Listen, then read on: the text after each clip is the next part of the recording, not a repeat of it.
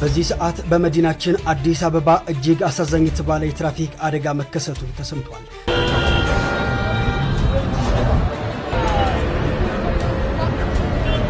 የአሊያንስ አውቶቡስ ፒካፑና እንዲሁም ደግሞ ቪትስ መኪናዎቹን ከገጨ በኋላ አደባባዩ ላይ በመውጣት ሊገለበጥ መቻሉ ተገልጿል። በዛሬው ዕለት በአዲስ አበባ የተባበሩት አካባቢ በደረሰ የትራፊክ አደጋ የሰው ሕይወት አልፏል። ፈጣሪ ወጥቶ ከመቅረትና እንዲሁም ደግሞ ከድንገተኛ አደጋ ይጠብቃችሁ። እስኪ ዛሬ ደግሞ ዲያቆናት ለኛ ለምእመናን በሚያመች ወይም ደግሞ ልንረዳው በምንችለው መልኩ እናወራለን። ጉድ በለው ይድረስ ለክርስቲያን ወንድሞቼ የሥጋ ወንድሞቼ ማለት ነው። ሰላም ጤና ይስጥልኝ። እንዴት አላችሁ? እግዚአብሔር የተመሰገነ ይሁን። በወቅታዊና በአዲስ ቪዲዮ ተመልሼ መጥቻለሁ። እንግዲህ ዛሬ የምንመለከተው እጅግ በጣም አሳዛኝ የሆነው በአዲስ አበባ እየተካሄደ ያለው የሆነ ያለው የሰዎች እልቂት በመኪና አደጋ በጣም ያሳዝናል። ብዙ ወገኖቻችን እያጣን ነውና ሰሞኑን ደግሞ በጣም ተበራክቷልና እንደው እግዚአብሔር ከዚህም እንዲሸፍነን ከዚህ እንዲሰውረን ይሄ ምንድነው የሚለውን አስቃኛችኋለሁ። እንዲሁም ደግሞ አንድ ልጅ ተሸፋፍነው እንደምትመለከቱት ዲያቆናቱ በቤተክርስቲያን የሚያዩትን ሚስጥር አጋልጣለሁ እያለ ነው። ያስ ምንድነው የሚለውን አስመለክታችኋለሁ። አንድ የእስልምና እምነት ተከታይም ባልተረዱት ባላወቁት ነገር ኦርቶዶክሳውያን ሲተቹ ፈጣሪ የምንለውን ኢየሱስ ክርስቶስን ሲተቹ እናያለን። አብረን ምላሽ እንሰጣለን። እንግዲህ ሰሞኑን አንዳንድ ዘፋኞች ዘፈን በቃን እያሉ እየተመጻደቁ እንግዲህ ወደ ሃይማኖተኝነት እየተቀየሩ እናያለን እና ይህስ ምንድነው የሚለውን አስቀኛችኋለሁ። እስከ ፍጻሜው አብራችሁን ቆዩ። ለሞቱት እግዚአብሔር አምላክ ነፍስ ይማር እያላችሁ በኮሜንት መጻፋችሁ እንዳትረሱ። ላይክ እና ሼር አድርጉት። እስቲ በእሱን ጀምር። ሲኖትራክ ከባቡር ጋር ተጋጭቶ አደጋ ደርሷል። ዛሬ በአዲስ አበባ ሳሊተ ምሕረት አካባቢ አንድ ሲኖትራክ መኪና ከባቡር ጋር ተጋጭቷል። በመዲናችን አዲስ አበባ ብዙ ጊዜ አደጋ በማድረስ የሚታወቀው ሲኖትራክ መኪና ዛሬ ደግሞ ከባቡር ጋር መጋጨቱ ብዙዎችን አስደንግጧል። አደጋው የደረሰው ሳሊተ ምሕረት በዋናው የባቡር መስመር ላይ ሲሆን ሲኖ በባቡር ሀዲዱ ላይ ከባቡር ጋር ተጋጭቶ ጉዳትም አድርሷል። እስካሁን ድረስ በሰው ሕይወት ላይ የደረሰ ጉዳት መኖሩ አልተረጋገጠም። ነገር ግን ትናንትናና ዛሬ በመዲናችን አዲስ አበባ የተለያዩ የመኪና አደጋዎች እየደረሱ ነውና እባካችሁ አሽከርካሪዎች በተለይ የሲኖትራክ አሽከርካሪዎች ከፍተኛ የሆነ ጥንቃቄ አድርጉ። በዛሬው ዕለት በአዲስ አበባ የተባበሩት አካባቢ በደረሰ የትራፊክ አደጋ የሰው ሕይወት አልፏል። ዛሬ ረፋድ ላይ በለሚኩራ ክፍለ ከተማ የተባበሩት ተብሎ በሚጠራው አካባቢ በምትመለከቱት መልኩ በደረሰ የትራፊክ አደጋ የአንድ ሰው ሕይወት ሲያልፍ በሶስት ሰዎች ላይ ከባድ ጉዳት ደርሷል። እንደ ፖሊስ መረጃ አደጋው የተከሰተው ከአቤም ወደ ተባበሩት ቁልቁል ሲሄድ የነበረ አሊያንስ የህዝብ ማመላለሻ አውቶቡስ መቆጣጠር በማቃቱ አደጋው ደርሷል። በዚህ አደጋም ሁለት ተሽከርካሪዎች ላይ ነው ጉዳት ያደረሰው። አውቶቡሱ ሁለቱን ተሽከርካሪዎች ከገጨ በኋላ አደባባይ ላይ በመውጣት ተገልብጧል። በወቅቱም የፒካፕ መኪና ሲያሽከረክር የነበረው ግለሰብ ወዲያውኑ ህይወቱ አልፏል። ሌሎች 3 ግለሰቦች ግን ከባድ ጉዳት ደርሶባቸው ሕክምና እየተደረገላቸው ይገኛል።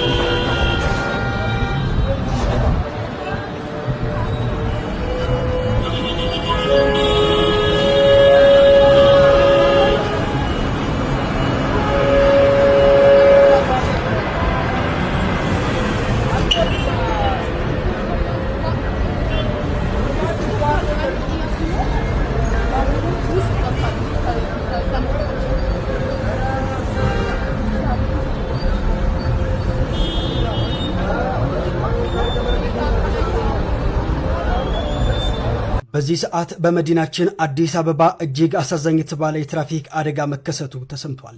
ፈጣሪ ወጥቶ ከመቅረትና እንዲሁም ደግሞ ከድንገተኛ አደጋ ይጠብቃችሁ።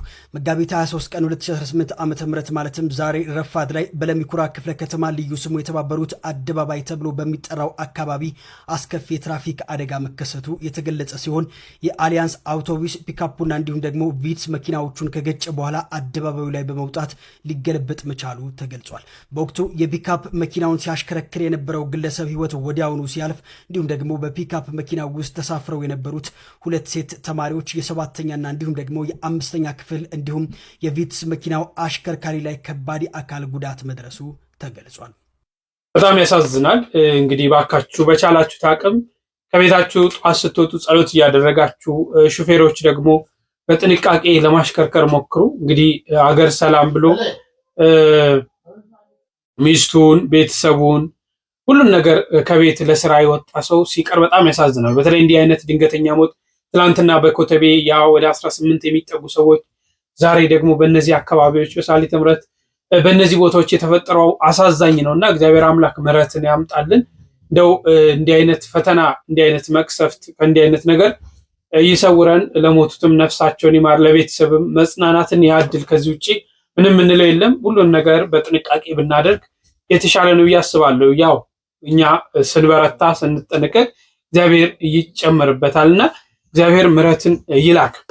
እሺ እንግዲህ አንድ ነገር ላስቃኛችሁ። እኚህን ሙስሊምን እስቲ ቅድሚያ እንመልከት።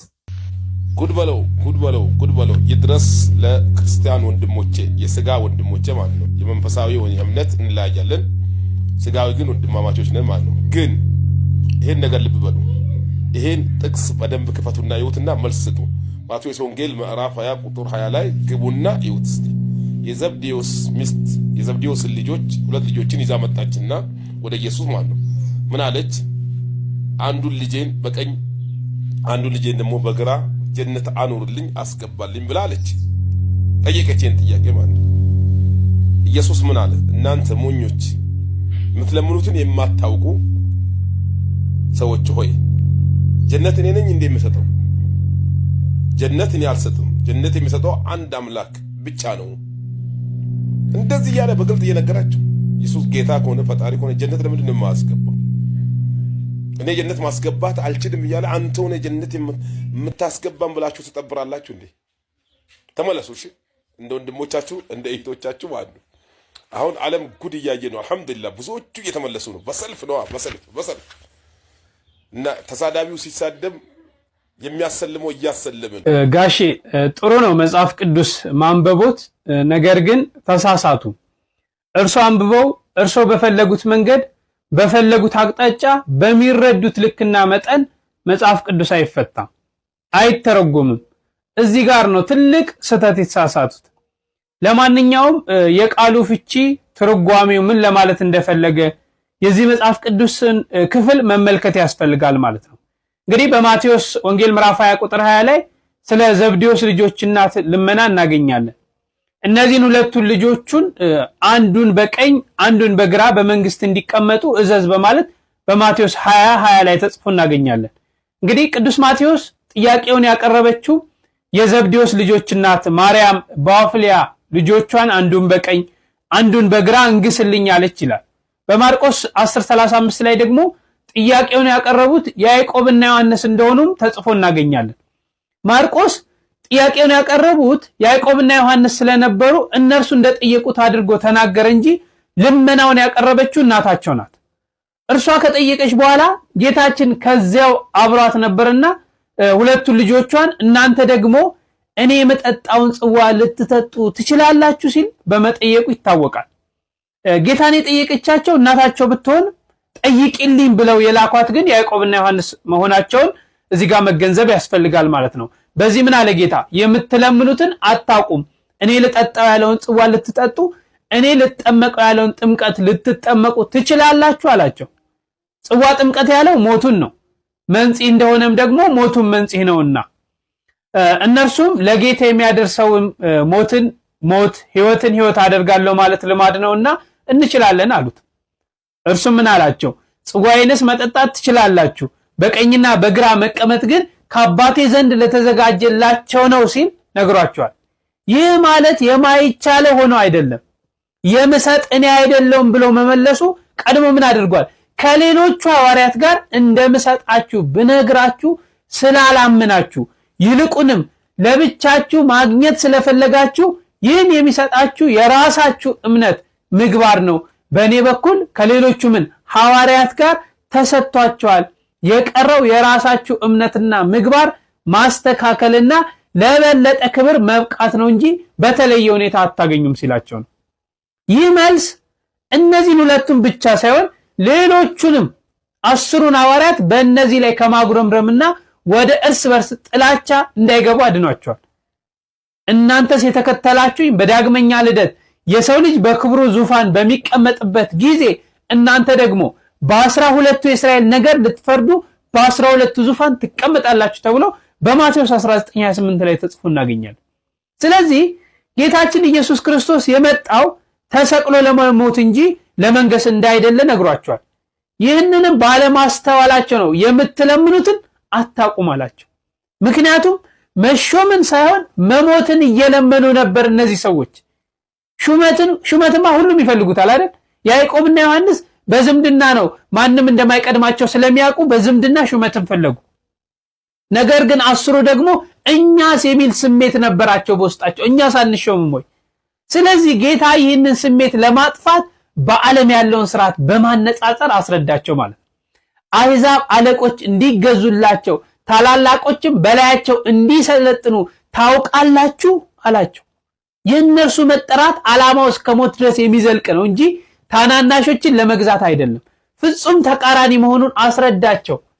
ማንም ከናንተ ታላቅ ሊሆን የሚወድ የናንተ አገልጋይ ይሁን፣ ከናንተ ማንም ፊተኛ ሊሆን የሚወድ የናንተ ባሪያ ይሁን አላቸው። በዚህ ምክንያት ያዕቆብና ዮሐንስ ተሹመን የነርሱ አገልጋይ የምንሆን ከሆነ ሹመቱ ምን ያደርግልናል? 10 ደግሞ ተሹሞ የኛ አገልጋይ የሚሆኑ ከሆነ ቢሾሙ ምን ይጎዳናል ብለዋል። ጌታም በዚህ መልኩ ስላስረዳቸው ከሁሉም ምን ጠፋላቸው? ፍቅረ ሲመት ከውስጣቸው ጠፍቷል ማለት ነው። ስለዚህ ይሄ በማቴዎስ ወንጌል ምዕራፍ 20 ቁጥር 20 ላይ የተገለጸው በዚህ መልክ ነው እንጂ የሚፈታው እርሶ ባሉት ቃል አይፈታም። ቤተክርስቲያን በዘልማድ ምትፈታ አይደለችም። ወይም ደግሞ መጽሐፍ ቅዱስን አንብበን እንደመጣለን የምንፈታ የምንተረጉም ሰዎች አይደለንም። መረዳት መገንዘብ ያስፈልጋል ማለት ነው። በደንብ ኮፒ ሊንክና ሼር አድርጉት። በጣም ያሳዝነኛል እንዴ! አንዳንዴ መረዳት አለብን። ያልገባን ነገር ላይ ትኩረት ማድረግ አለብን ብዬ አላስብም። ያልተረዳናቸው ነገሮች ላይ ትኩረት ማድረግ አለብን ብዬ አላስብም። ምክንያቱም መጽሐፍ ቅዱስን ሰዎች ደስ ባላቸው ሁኔታ የተረጉሙት ባልገባቸው ባላወቁት እንደው ያልገባውን በዚህ ኮንፊደንስ እኔ አምላክ ነኝ ያላለውን እናንተ ከየት መጣችሁ? መረዳት ያስፈልጋል። ይቺን ቤተክርስቲያን ለመተቸት ምንም አይነት እንከን አታውጡባት። ምንም አይነት ማለት ነው። እንግዲህ ወደ እናንተ እምነት ደግሞ ሌላው ጋር መሄድ ነው። ስሙን አልጠቅሰውም ታውቁታላችሁ፣ እዛ መሄድ ነው። ቤተክርስቲያናችን ግን ምን ያህል ንጽሕትና ቅድስት እንደሆነች እያንዳንዱ ነገር ምድራዊ ስለሆነ ስለ ምድራዊ ያስባል፣ ምድራዊያን አይደለም እኛ የምናስበው ማለት ነው። ስለዚህ ይሄ ነው እንደሰማችሁት ነው። ሁለተኛው እስቲ ሰሞኑን እንግዲህ አንድ ዘፋኝ ሙዚቃ ትቻለሁ ይላልና ስሙት። በጣም የሚያስገርም የአንዳንድ ፕሮቴስታንት አካሄድ አለ። ምንድነው በዘፈን አለ ምናምን ይኖሩና ከዛን ኢየሱስ ዘፈን አይጠላ ምናምን ብለው የሚታወቁ ጭምር ማለት ነው። ልክ እንደ ዘሪቱ አይነት ዘሪቱ ከበደ በግልጽ ሚዲያ ላይ ኢየሱስ ዘፈን አይጠላም ብላ ተከራክራ ነበር እና ሌሎቹም ጭምር ማለት ነው። እኔ ሰሞኑን ያቤልን ጨምሮ ፕሮቴስታንት ውስጥ ሆነው እየዘፈኑ ይኖሩና ልክ ግን በቃ ከዘፈን እንውጣ ሲሉ ከኦርቶዶክስ የወጡ አስመስለው አዲስ አጀንዳ ለመስጠት ይሞክራሉ።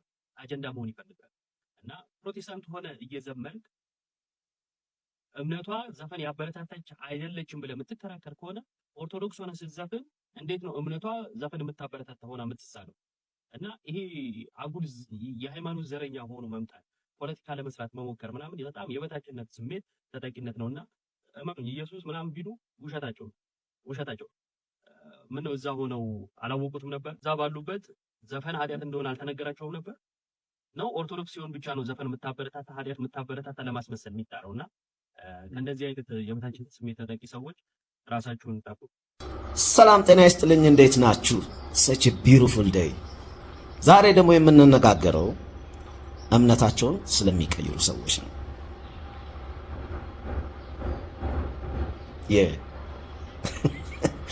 በተለይ ደግሞ ሙዚቀኛ ሆነው ወይ ድምፃውያን ሆነው ከኦርቶዶክስ ቤተ እምነት ወደ ፕሮቴስታንት ቤተ እምነት የሚቀይሩ ማለት ነው።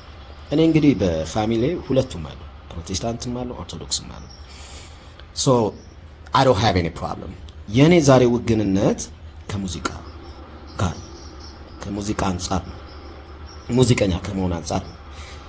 እነዚህ ሰዎች እነዚህ ድምፃውያን እምነታቸውን ሲቀይሩ ብዙ ጊዜ የሚሰጡት መግለጫ ነው የሚገርመኝ። ጥልቅ ውስጥ ነበርን ነው የሚሉት። የትኛው ጥልቅ ነው? እኮ ሶ ለምሳሌ ፕራይም ታይማቸው ላይ ደግሞ አይደለም የሚቀይሩት እምነታቸው። ፕራይም ታይም ማለት ለምሳሌ ዘፈን አድርገ ዘፈኑ ታውቆ አልበም ሊሆን ይችላል ሲንግል፣ ከዛ ቱር ትወጣለ። ያኔ ነው ትኬት እንትን ምን ተችሎ ነው ሰው ደግሞ በጣም በቃ ፍቅሩና አፕሪሺዬሽኑን ያሳያል እዛ አብሮ ካንተ ጋር ምናምን። ያ በቃ የሚያጓጓው ታይም ከፍ ይላል ዝቅ ይላል፣ ከዛ ደግሞ ከፍ ይላል። እንደዛ ነው አካሄዱ። እዛ ታይም ላይ አይቀይሩም። ያቺ ክሬማ ታይም ላይ ዝቅ ጅው ሲል ነው እና ብዙ መውጣት የማይችሉት ከመሰላቸው ይቀይራሉ እና ጥልቁ ነው ይላሉ። አሁን በዚህ ጊዜ በጣም አስቸጋሪ የሆነው ምን እንደሆነ ታውቃላችሁ? ፈጣሪን ከማሳመን ይልቅ የሰው ልጅ ማሳመን ነው ከባድ የሆነው። ለምንድን ነው ቀይረህ ስትመጣ ሙሉ ለሙሉ ንጹህ መሆንን ምናምን ቼክ ማድረግ አለብኝ ይላል መሰለኝ እዛ የሚቀበለው ሰውዬ። ተደፈጥጧል። በፊቱ ያ ጥልቅ ነው እንደዚህ ነው ምናምን። እንግዲህ አንዳንድ ይሄ የሆነ ጊዜ ላይ የሚወራው ይሄ ሳይንቲስቶች ጋር የሚሄዱ ሳይንቲስቶች ምላችሁ ይሄ ጠንቋዮች፣ እኛ ሰፈር ውስጥ ሳይንቲስት ነው የምንላቸው እና ይሄ ሽንት አመድ ምናምን ደበላልቆ ምናምን ይገጫል። እነዛ ሳይንቲስቶች ጋር ሄደው የሚካድሙ ካሉ ኦኬ ያ ሜቢ እንግዲህ ጥልቅ አሰራር ሊሆን ይችላል። አይደል ነው ግን እዛ አመድ ውስጥ ያለ ሰውዬ ህይወትን ተንቢዮ ይቀይራል ብሎ ማሰብ በራሱ በጣም የሚያስገርም ነው። ኤኒዌይስ እንደዛም ከሆነ ኦኬ ዘፋኝነት በራሱ ኃጢአት ነው። የሱን ያሁን ኦርቶዶክስነት ተከታይ ነኝ። ኦርቶዶክስነት የሚለው ዘፋኝነት ኃጢአት ነው የሚለው ምክንያቱም መጽሐፍ ቅዱስ ላይ በ16ኝነት ተጠቅሷል። ያው ትላንት እንደተነጋገር ነው ከ1 እስከ 15 ደግሞ አዳሚ ስደፈጥጩ ነው የምትዩ። ስለዚህ ሁላችንም ገቢ ነው። ንጹህ ነኝ ብናም ብሎ የሚወጣ ሰው ካለ ይገርመኛል። አንድ እንግዲህ እንደ ማምለጫ የሚታይ ያው እንግዲህ ለኔ ሲነግሩኝ የነበረው ትላንት በኢየሱስ ክርስቶስ ካመንን እንድናለን ነው። ሁላችንም እናምናለን። እንግዲህ ያ ነው ጥልቁ አሰራር ምናምን ብለህ ግን እዛ ጋር ወዳጆችን ያሳልፍከውን ያ እምነቱን ምኑን እንትን የኖርከውን ህይወት ምናምን ፕላስ የጻፍናቸው እንደው የፍቅር ዘፈኖቹን እንኳን ትተን እኮ ስንት የሚያርቁ ስንት የሚያስተካክሉ ሀሳብ ያለባቸው ዘፈኖችስ እነዛንም ጽፈናል እኮ አይደል እንዴ? እርዳታ ላይ ምን ላይ ሰው ማስተባበር ላይ ምናምን ተሳትፈናል። ለሶሳይቲው የምታደርገው አለ። ልጆችን ኢንስፓየር አድርገናል ምናምን። ያም ሁሉ ነው ጥልቅ። የሰው ልጅ ወደ ሆነ ነገር መቀየር መብቱ ነው፣ ግን ኮምፖዠር ሊኖር ይገባል። ያመንክበት በፊት የነበርከው ህይወት ያሳለፍከውን የ20 ምናምን ዓመት ጉምድ አድርገህ የምትጥለው ነገር አይደለም። ገባ? ፈጣሪም ደግሞ የነፍስን የውስጥህን የነፍስን ስለሚያይ እዛ ጋር ከሰው ጋር መታገል አይጠበቅብህም። ለማን ፕሩፍ ማድረግ አይጠበቅብህም። ፈጣሪ ያየዋል፣ እንትን ያደርጓል። መሄድ ራሱ እኮ አይጠበቅብህም። ኢንፋክት ተቀየር ያለው ብለህ ማናውንስ ማድረግ አይጠበቅብህም። በርን ከዘጋ አለቀ። የሚያስጨንቅህ ምናምን እንደው እንዲህ ባላረግ የምትለው ነገር አለ። እሱ ካለ እሱን ቀይረው ለብቻ መብትህ እኮ ትችላለህ። ወጥተህ መደፍጠጥና ይሄ እንትኑ ማድረጉ ግን እንግዲህ የትራንስፈር ማኒ ካለው እንደዛ ካለው ማድረግሽ ችግር የለው። ቻፓው ካለው ማለት ነው ያው ዛ ኮንትራቱ ላይ ሊልጅ ከሌለው ግን ትሩ ጄኒዩን የሆነ እንትን ከሆነ አናውንስ ማድረግ አይጠበቅብኝ። ተጸጽተህ አይደል የሆነ ነገር ረብሽው አይደል? እኔ አሁን ባለውበት በጣም ደስተኛ ነኝ። በቃ ደስ የሚል ህይወት ነው ምኖር እና ምንም የሚረብሽኝ ነገር የለም።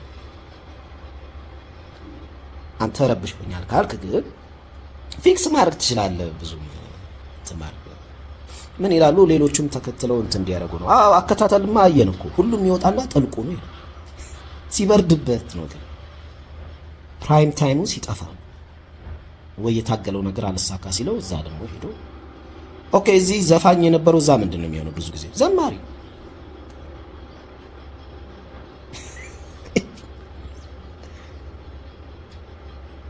ደግሞ አብዛኞቹ ዘፈን ውስጥ የነበሩ ወደዛ ሄደው መዝሙር ሲያወጡ እኔ እንግዲህ ፋሚሊ ያለኝ አልኳችሁ ቁጭ ብዬ መዝሙር ቀጠቅጣለሁ ማለት ነው። የአብዛኞቹ ዘፋኞች ሄደው እዛ ሲዘምሩ አያምርም፣ ደስ አይል። ለምን መሰለህ? መዝሙር አሁን እኔ ዘምር ብትለኝ አላደርገው። መዝሙር ዘማሪዎቹ ራሳቸው ጸጋ ያ የመዝሙር የመዘመር ጸጋቸው ያስታውቃል። ዘፋኝ ስለሆንክ ሄደህ ብቻ መዘመራችን እንዳይመስል። እኔ አሁን ብዙ ጊዜ ሞክሬያለሁ፣ በጣም የሚሰቀጥጥ በቃ ውሸት ነው ያስታውቃል። እንትኑ ምናምን መንፈሳዊነቱ ምናምን ያ የራሱ አለ። እኔ አሁን ስዘፍን ደግሞ የራስ የሚጋባብኝ የሆነ በቃ ደስ የሚል ልክክ ሲለኝ ይታወቀኛል። መዘባረቅ አያስፈልግም። ለማስመሰል እዛ ጋር ምናምን ለሰው ምን ይሰራል? ማንም ሰው የ3 ወር ደሞዝን አይከፍልም። የፊርማ ካለው አይደው ነው ገባ እና አስቡበት ለማለት ነው። አሁን ሄዳችሁ ያው ዘባርቃችኋል። ግን ከዚህ በኋላ ደግሞ ለመሄድ የምታስቡ ካላችሁ እኛ የምናየው ስፔሻሊ እኔ ማየበት መንገድ ይሄ ነው። ገብቷል? እንደዛ ነው ላለው ዋላ እንደሰማችሁት ነው እንግዲህ እንደተከታተላችሁት ነው። በተለይ ሳሚዳን ጥሩ ሀሳቦችን ነገር ነው ያቀረበው። ሰዎች እንግዲህ በፕሮቴስታንቱ ዓለም እያለ እኮ ነው ሲዘፍን የነበረው። ዛሬ ወደ ሃይማኖት ተመለስኩ ብሎ ሰዎች ዝነኛ በዘፈን ማለት ነው ዝነኛ ሆነው በጣም ታዋቂ ሆነው እስቲ ይተውት፣ እስቲ ሞክሯት። እስከ መቼ እየተጃጃልን እንደምንኖር አይታወቅም። የኢትዮጵያ ኦርቶዶክስ ተዋሕዶ ቤተክርስቲያን ዘፈንን ስታበረታታና ዘፋኞችን ስትሸልም አይታችኋል። ዘፈኑ ስትል ነበር። ቤተክርስቲያኗን ግን በዚህም በዛም ለመተቸት ማይደረግ ጥረት የለም። ጥሩ ሀሳቦች ተሰጥቷልና በዚህ ምንም ምለው ነገር የለም። እስቲ እንግዲህ ስለ ዲያቆናቱን ሚስጥር ተሸፋፍኖ ምንድነው ያወጣው ነገር? እስኪ ዛሬ ደግሞ ዲያቆናት ስለሚያውቁት ሚስጥር ለኛ ለምእመናን በሚያመች ወይም ደግሞ ልንረዳው በምንችለው መልኩ እናውራ። ትንሽ ምእመናን ካላችሁ ሰብሰብ በሉ። በእርግጥ እኔም ዲያቆን ስላለውን ካትፍሩ ቪኬ ዲያቆናትን ሚስጥር ሊያወጣ ነው ብላችሁ እሺ። ምንድነው ዲያቆናት ሚስጥር አዩ፣ ዲያቆናት ሚስጥር ሊያዩ ነው ምናምን ሲባል ምንድነው የሚለውን ነገር እንድንረዳው ነው። ይበልጥ ምእመናን ስለሆነ ይህንን ነገር እንድትረዱት የምፈልገው። ዲያቆናት እና ካህናት ውሉደ ክህነት ቢረዱት ባይረዱት ለኔ ምንም አይደለም። ያው እነሱ በትልቁ ስላሉበት ዲቁናውንና ክህነቱን እነሱ ያጣሩበት ወይም ያውቁበታል ብዬ በእርግጠኝነት ተስፋ አደርጋለሁ።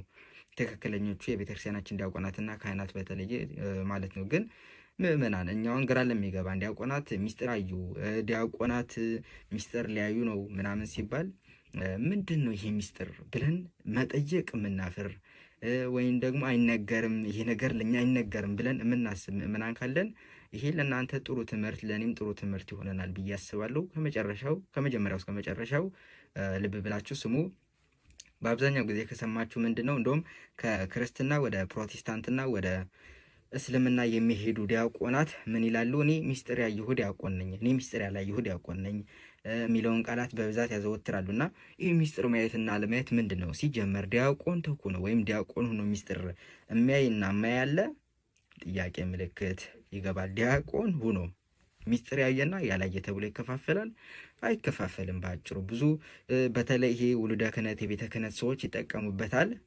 ኦሬዲ የነሱ ስንፈት ነው፣ ምንም ልናረጋቸው አንችልም። ቤተክርስቲያናችን ግን ይህንን አታስተምርም። ከይቅርታ ጋር እንግዲህ እኔ አሁን ባየሁትና በተመራመርኩት ጥናት መሰረት ያን ያክል ባልገባበትም እናንተም ታውቁበታላችሁ። ይበልጥ ለቤተ ክህነት የቀረባችሁ ሰዎች ምናልባትም አሁን አንተየው እያየኝ ሊሆን ይችላል 90% በሚባል ደረጃ ወይም እሺ እንዳናጋን ነው ወደ 70% በሚባል ደረጃ ከውሉደ ክህነት የሚያስቡት አስተሳሰብ የተጣመመ ነው።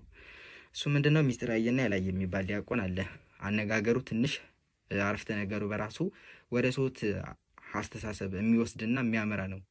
ማየት አለማየት የሚል ነገር ሲመጣ ኦሬዲ ስለ ማየት እየተወራ ስለ እይታ እየተወራ እስከሆነ ድረስ በቃ እንደዚህ የሚታይና የማይታይ ነው የሚመስለን ማለት ነው። ግን ነገሩ እንደዛ ነው ወይ ከተባለ ቤተክርስቲያናችን ይህንን አታስተምርም። ይሄ ባህላዊ እውቀት ያዳበረው አስተሳሰብ ነው እንጂ የቤተክርስቲያናችን ትምህርትም አይደለም ነው። ታዲያ ሚስጥር ማየትና አለማየት የሚባለው ነገር ምንድን ነው ከተባለ ሲጀመር ሚስጥር የሚባለው ነገር በራሱ ምንድን ነው? ሚስጥር በራሱ አንደኛ ከጅምሩ ዲያቆን ስንል ዲያቆን የሚሆንበት መስፈርት ሚስጥር ተነግሮት አይደለም። እሺ ሊቀ ጳጳሱ ና እስኪ አንተየው ብለው ወሰድ አድርገው ሚስጥር ነግረው አይደለም ዲያቆን የሚያደርጉት። ትልቁ የዲያቆን ሀብት ምንድነው ከተባለ ሚስጥር አይደለም ነው፣ ሀብተ መንፈስ ቅዱስ ነው። ዲያቆን የሚሆንበት መስፈርትም ይሄ ነው። ስለዚህ ሚስጥር ያላየና ያየ ተብሎ መከፋፈል የለበትም። ግን አማርኛውን ተወት እናድርገውና ወደ ግዙ እንመለስ። ግዙ ምንድን ነው የሚለው ከተባለ በወረቀት በምስክር ወረቀታቸው የተቀመጠላቸው ዲያቆናት ላይካነ ሚስጥር ነው የሚለው። ላይካነ ሚስጥር ማለት ቀጥታ ሲፈታ የሚስጥር መልእክተኞች ማለት ነው። ኦኬ ሚስጥር የሚለውን እንሂድበትና እንፍታው። ሚስጥር የተባለው ምንድን ነው? በቤተ ክርስቲያናችን ሩጠን መጨረሻ ላይ የምናገኘው ትልቁ ነገር የክርስቶስ ቅዱስ ሥጋውና ደሙ ነው ማለት ነው። እሺ ቤተክርስቲያናችን ትልቁ የሚፈጸመው ትልቁ ስርዓት ቅዱስ ቁርባን ነው። ትልቁ ሚስጥር የሚባለው በዚሁ አጋጣሚ ስለሚደበቅ ወይም ስለማናየው ነገር አይደለም። በሚታይ ነገር በሚታይ ህብስትና በሚታይ ወይን የማይታይ ስርዓት ተፈጽሞበት የጌታችን መድኃኒታችን ኢየሱስ ክርስቶስ ፍጹም ስጋና ፍጹም ደም ስለሚሆን ነው ማለት ነው። አንድም በሚታይ ነገር በሚታይ ስጋና ደም የማይታይ ህይወትን ስለሚሰጠን ነው። አንድም እየተባለ የአንድ ምንስልት ይዞ የሚወርድበት ትርጓሜ አለ። እሱን እንተወው ለጊዜው። ግን ይህ ሚስጥር ምንድን ነው ከተባለ እንዳልኳችሁ ቅዱስ ቁርባን ነው። እሺ ቅዱስ ቁርባን ነው። ትልቁ የቤተክርስቲያናችን ነገር ቅዱስ ቁርባን ነው። በቃ በዚህ ነው የሚዘጋው። ምናልባት ታቦት ነው ብላችሁ የምታስቡ ምዕመናን ካላችሁ ከምዕመናን ጋር ስለሆነ እያወራ ያለሁት እርስ በርሳችን ማለት ነው። ታቦት ነው ብላችሁ እንዳታስቡ።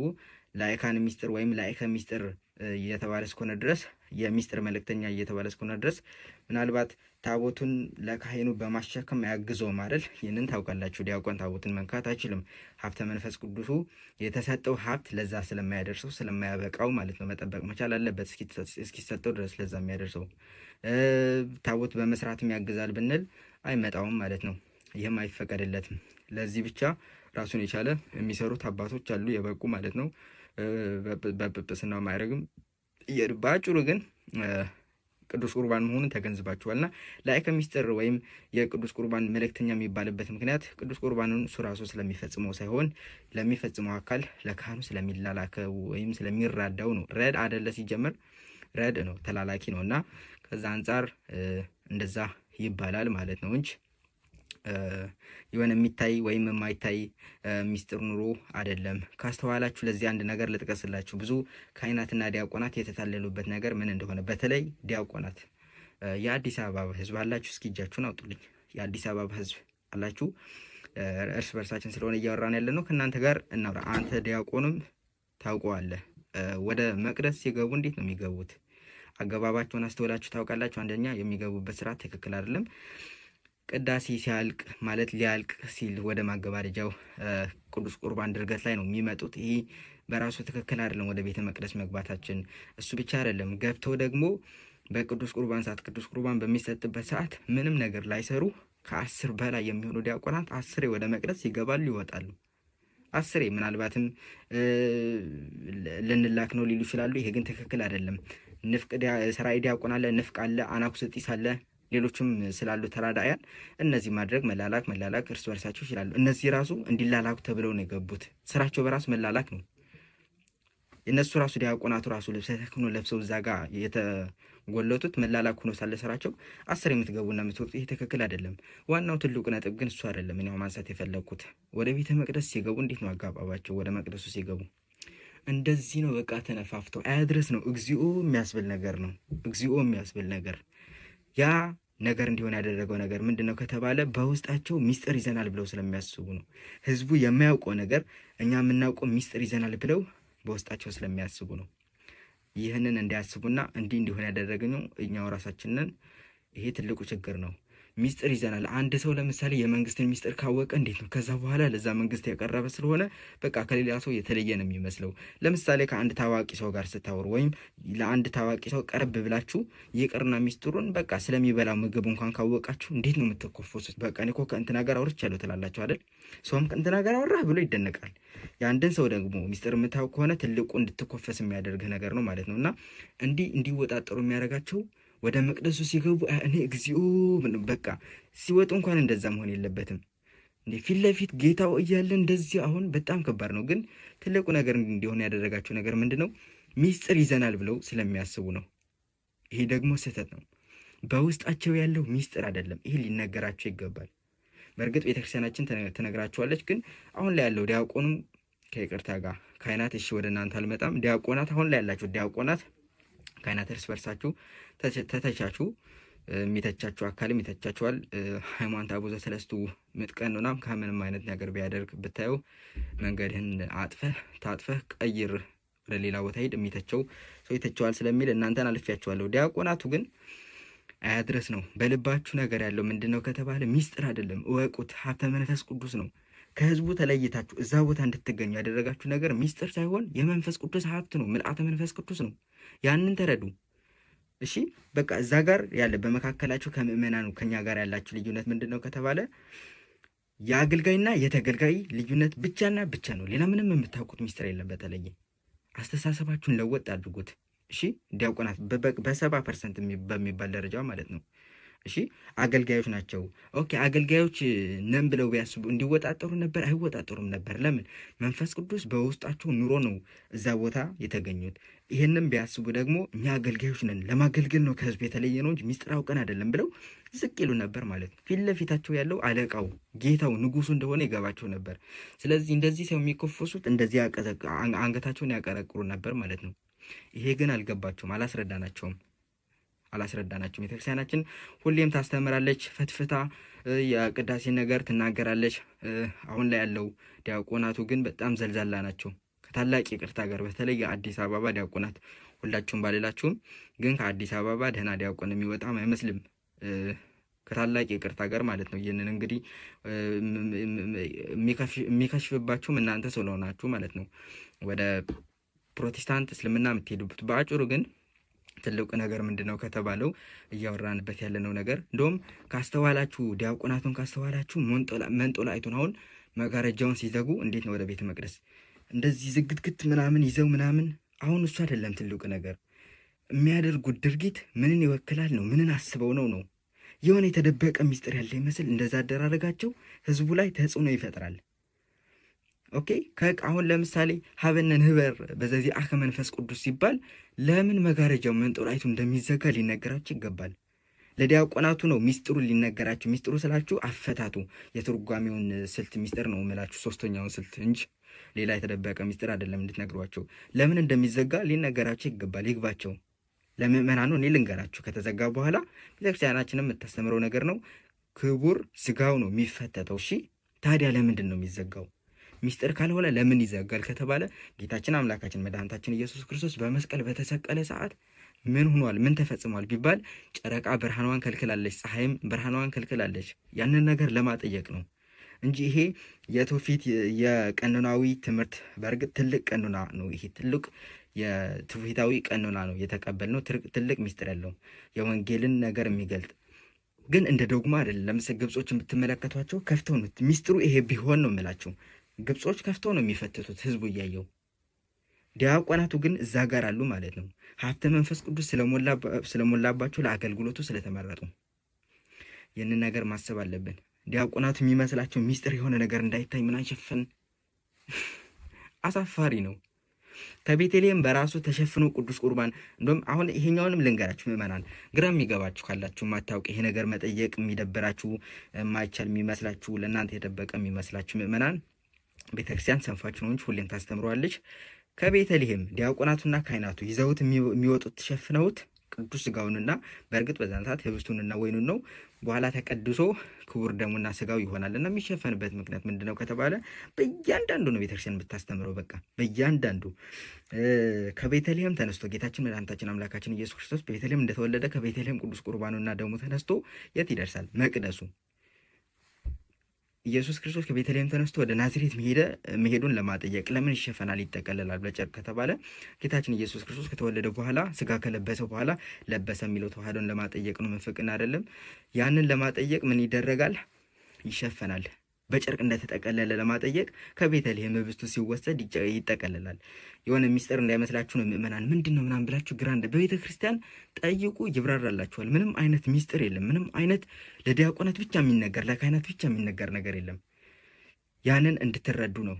ዲያቆናቱ ደግሞ ራሳችሁን ከምን እንደምትቆጥሩት በቃ እናንተ ላይካ በቃ ተራዳያን ላይካን ብቻ ናችሁ፣ ምንም አይደላችሁም። እንደውም ፍትሐ ነገሥቱ ከመዘምራንና አናኩስጢስ ጋር መድቦ ነው ሁላ ቀኖና የሚሰጣችሁ፣ ህግ ሲሰጣችሁ እንዲያድርጉ አታድርጉ ሲል ማለት ነው። ትልቅ ሀብት ተሰጥቷችኋል፣ ሀብተ መንፈስ ቅዱስ። ያንን ጠብቁት፣ ያዙት። ጌታችን አምላካችን መድኃኒታችን ኢየሱስ ክርስቶስ በቅዳሴያችንም ነግሯችኋል። ከትልቅ ማዕድ ጋር ለብቻችሁ እንደምትቃደሱ ከሱ ጋር ትልቅ ነገርም እንደሚያሳያችሁ ያልታየን ነገር ቀላል ሆኖ አይደለም ማይረጋችሁ። ግን ተራዳያን ናችሁ። በቃ ካህናት እንኳን እንደዛ አልተወጣጠሩም። እሺ ዝቅ ማለትን ወቁበት። ልመዱበት። የምታደርጓቸው አክቶች ህዝቡ ላይ ተጽዕኖ ይፈጥራሉ። እንደውም ምን ሰምቼ እንደዚህ አሁን መጋረጃውን እንትን የምታደርጉበት ምናምን ወደ ቤተክርስቲያን የምትገቡበት ነገር ህዝቡ በቃ ያንን ነው የሚረዳው። እነዚህ ሀብተ መንፈስ ቅዱስ አለባቸው እንዳይላችሁ መንፈስ ቅዱስ ዝቅ ነው የሚያደርገው፣ ሰከን ነው የሚያደርገው። እንዴት ተወጥራችኋል? እነዚህማ የሆነ ነገር ቢያውቁት ነው ከኛ የተሻለ እንጂ መንፈስ ቅዱስ ኑሯቸው አይደለም ብለው ነው የሚያስቡት። እና አንድ ቦታ እንደው ምን ሰምቻለሁ ህዝቡ ፖሊስ ሊገባበት ብሎ ታሪኩ ትንሽ ረዘም ይላል፣ ግን ህዝቡ ፖሊስ ሊገባ ብሎ ወደ ቤተ መቅደሱ በቃ ሚስጥር እንዳይታይብን ብሎ ውጭ ሀገር ነው ፖሊሱ ሚስጥር እንዳያይብን የቤተክርስቲያን ብሎ ነው ህዝቡ የሚያስበው። ትልቁ ነገር ይሄ በሽተኝነት ነው። ኦልሬዲ ስላልተማሩ ህዝቦች ብናስተምራቸው ጥሩ ነበር፣ ግን ከሚስጥሩ በላይ ቦታው ይረክሳል የሚለው ነገር ነበር ማሳሰብ የነበረባቸው። ምንም አይነት ሚስጥር የለንም። ምናልባት ያ ሚስጥር ብለው እየጠሩ ያሉት ታቦቱንና ቅዱስ ቁርባንን ከሆነ ያንን በማየታቸው ሳይሆን በመንካታቸው ያረክሱታል። ቅዱስን ነገር ያልተገባውን ነገር ለእነርሱ ይቀርቡታል ብሎ መስጋትና መጸለይ፣ በዛ ነገር መጨነቅ ሲገባን ያዩታል የሚል ነገር ሚንስ በጣም አሳዛኝ ነገር ነው። ለማንኛውም ይህንን ነገር ይበልጥ ውሉደ ክህነት ለዛ ያቀረባችሁ ብታወሩበት፣ ባህላዊ ክፉ ልምድ ነው ቢጠፋና ብታጥሩት ጥሩ ነው። ለምእመናን ይሆናል መማማሪያ ብዬ ነው የሰራሁት። አመሰግናለሁ። እንደተከታተላችሁት ነው ሰፊ ሀሳቦችን ሰጥቷል። በእውነት ከጠበቃችሁት ውጪ ነው። በተለይ ዲያቆናቱን ወረደባቸው ማለት ይቻላል። ግን ገንቢ ሀሳቦች ነው የተነሱት ነገሮች በጣም የሚገራርሙና ገንቢ ሀሳቦች ናቸው። በተለይ በከተማ የምንገኝ በከተማ ያሉ አካላቶች በጣም ጥሩ ትምህርቶች፣ እኛም ከውስጡ ጥሩ ትምህርት አግኝተናልና ምዕመናንን የምንታበይ የተለያየ ነገር የምናደርግ አካላቶች ብዙ ነገሮችን አግኝታችኋል። ስለጠቀመኝ ነው ያቀረብኩላችሁ ማለት ነው። እንግዲህ ለዛሬ ያስኩላችሁ መረጃዎች እነዚህ ናቸው። በሌላ ጊዜ እመለሳለሁ። እስከዛው ቸር ቆዩልኝ።